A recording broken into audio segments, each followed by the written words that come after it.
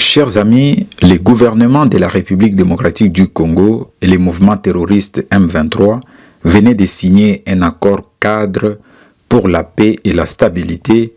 dans la région est de la République démocratique du Congo. La paix, nous la voulons tous, n'est-ce pas? Mais pas à n'importe quel prix.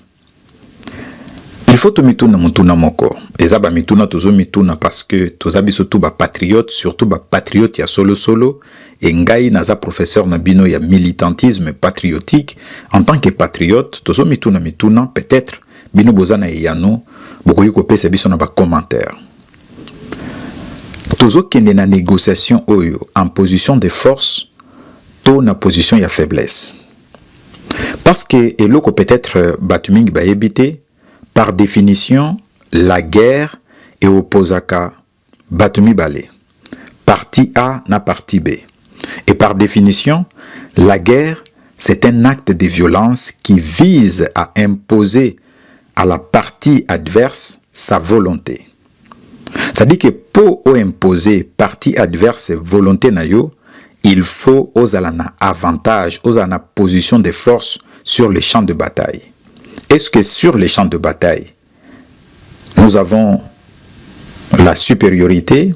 Est-ce que sur les champs de bataille,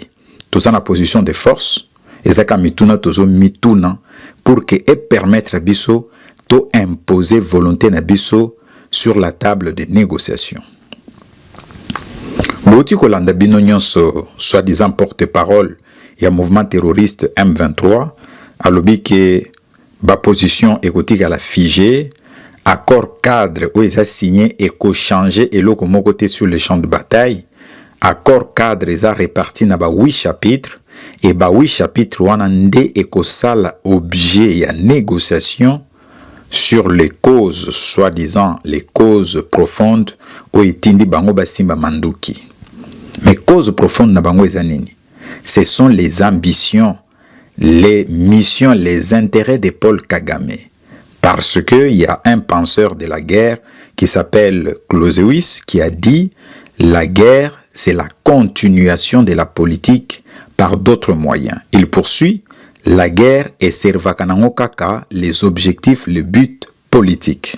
But politique à Paul Kagame zanini. Eza ko exterminer population na biso ya est pour na ko remplacer bango na ba population rwandaise. Parce que objectif naye azana ba objectif moko expansionniste eza ya ko annexer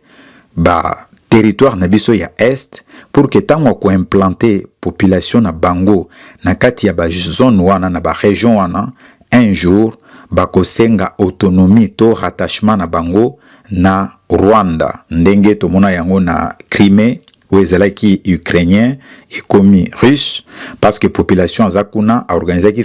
référendum et basenga ki bazala rattaché na fédération ya Russie. Et vous comme vous le savez, la charte des Nations Unies ezo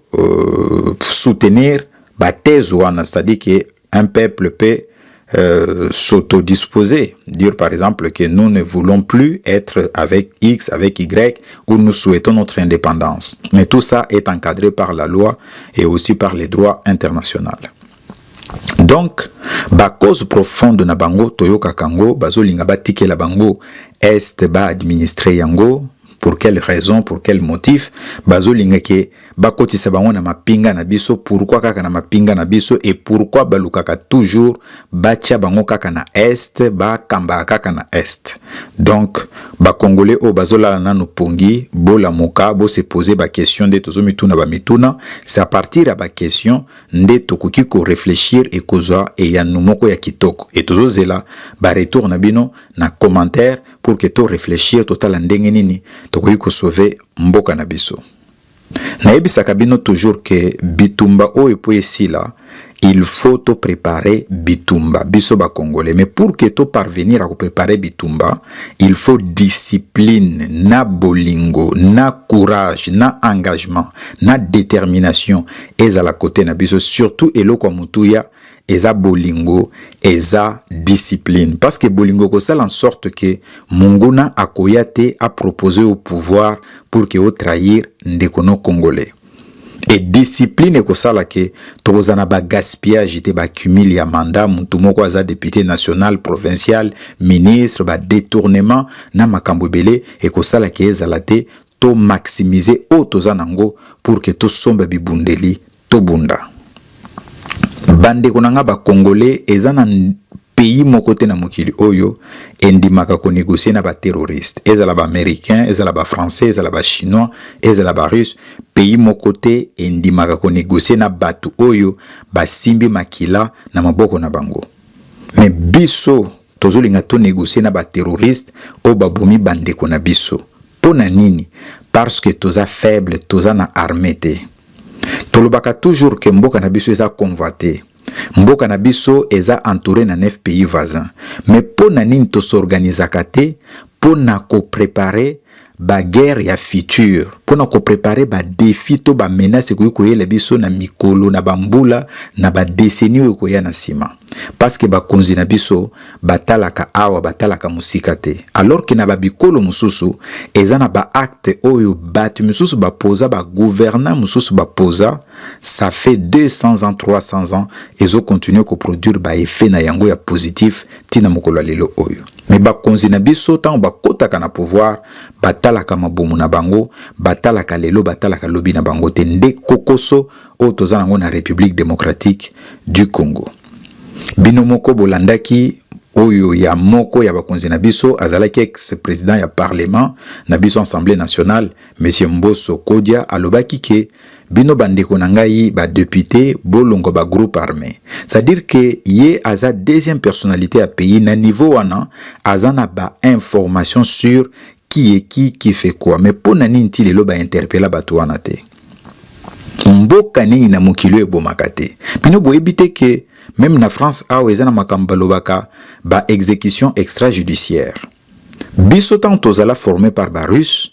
professeur na biso ande ko yebisa biso ke muntu oyo a décidé délibérément à trahir mboka na ye place na ye eza lilita abande ko pesa exemple moko na ko partager na bino alobi ke soki avion eza mibale likolo moko eza na 200 personnes moko eza na 5 personnes ba ebisu fo awa battre avion moko le bon sens voudrait que wa battre avion ezana 5 personnes pas celui ezana 200 personnes ce qui muntu moko azo trahir mboka na ye à cause de trahison wana batu bazo kufa des millions et des milliers totiki pe muntu en envie azo lia pe azo pema azo tambola pe na moto climatisé azo somba ba villa mais c'est que toza batute c'est que toza inconscient c'est que tulingi mboka na bisote c'est que tulingi bana na biso na bana ya bana na bisote to fongola misu boyoka keloko mususu balobaka République démocratique du Congo eza pays moko où eza majorité na ba jeune c'est-à-dire qu'au moins 70% ya population baza ba jeune et lingo lobaka so toza 100 millions toza au moins na 70 millions ya ba jeune biso toza ba jeune toza ba to génération oyo pona nini tokoki koyebisa Paul Kagame que désormais ozosa la face na jeunesse congolaise une jeunesse engagée disciplinée déterminée pour ko défendre mboka na ye et que to sangani to sololi to ebisi président Tshisekedi que monsieur le président vous avez fait votre part Oso fongoli nzela, c'est à nous maintenant de grandir nzela wana pour que toko mati na destination, pour que toko bati na destination, pese biso confiance. Mais biso tozana ba distraction, tozana kolanda ba ministre na sima, tosala bango ba dialelo, ko défendre ou ba défendre kate, tozana makambo buzoba, ba tiktoker bazo fingana, tozo partager ba contenu oyo ezo sunga biso te, boye ba ke biso moko toza bandoki ya ba vie na biso. Parce que mon tout ce qui a déjà 20 ans, a déjà 30 ans, voire au-delà, a banza ka lisusu pona yete, a banza ka pona bana wa kobota, pona foyer wa kofondé, pona venir ya bana na ye. Mais ceux qui biso toza en distraction, toye ba ke tozo sacrifier à venir ya bana na biso, na ya bana na biso. Na ebisaka bino ke bitumba oyo po isila, il faut tobunda na Rwanda na Uganda. Pona nini? Parce que ceux qui les loto neutralisé ba M23, ba kosa la reprise stratégique na ba base arrière na bango oeza bamboka mibale wana. Mais ceux qui tous organisés, ceux qui tous a déterminés et engagés, to bundisi bango, boye ba ke tant to causer bango pe ba dégâts ezala matériel ezala humain to infliger pe to imposer pe souffrance na population na bango ndenge ba imposa depuis plus de 30 ans souffrance na population na biso eza mukolo wana bandeko nanga nde mokili mobimbe to sabiso nde bamboka wana ekondima to signer kime ya solo solo na mitunaka biso toza mibali te bakata biso te pona nini bato bazobundisa biso même bamindele o bolandaka. Le président américain lobi ke asilisi bitumba entre Congo na Rwanda. Mais bitumba ngo ezalaka na territoire na biso pona nini biso pe toko sala pe neti ba ukrainien te tozo tinda pe ba bombe tozo lancer pe ba attaque na territoire na bango c'est que biso toza mibali te tozaka tozo banga pona nini parce que la quasi totalité ba konzi na biso bazana ba intérêt na Occident bana na bango ba bien na bango bazo banga kozwa ba décision moko courageuse pona ko sauver mboka siko boye bisangai so tozana bato to bengi bango ba responsable na biso et que baza mesure te ya kozwa ba décision moko courageuse pona ko sauver mboka c'est que mboka eza ya kokufa. Toza muntu ya muntu te, toza muntu ya Russie te, toza muntu ya Chine te, toza muntu ya États-Unis te, ya France te, toza un pays souverain, sauf ceux qui ont dit to lebi toza ba sous-homme, toza ba adulte non émancipé, toza ba tumoko tina te, ba kambaga biso, oui, tokoyi kozala 53e état ou 52e état États-Unis d'Amérique, to commune française ou belge, mais ceux qui toza réellement batu, ceux qui toza na boanya na mayele, toza pena batu, miso toza ba sous-homme te, mais to se défendre, to lukamboko koyi kosunga biso, koyi koede biso, to somba mandoki, to bunda, to se défendre. Armée na biso eza infiltré, to organisé purge na kati armée na biso, traître na infiltré, abima mobimbate. Abima mobimbate. Il faut to penser ko tinda ba généraux belé na retraite, il faut to banza ko créer armée ya sika, ko eza na ba jeune et puis ko tia ba salaire moko kitoko et puis ko tangisa bandeko na biso bolingo ya mboka. Bitumba oyo toko silisa yango. Mais pour que to silisa yango tozala na bolingo tolinga entre biso tolinga mboka na biso koleka nyonso muntu aya kokabola biso te ozala mungala ozala molubu ozala mukongo ozala muswahili toza bana ya mama moko o tobengi République démocratique du Congo.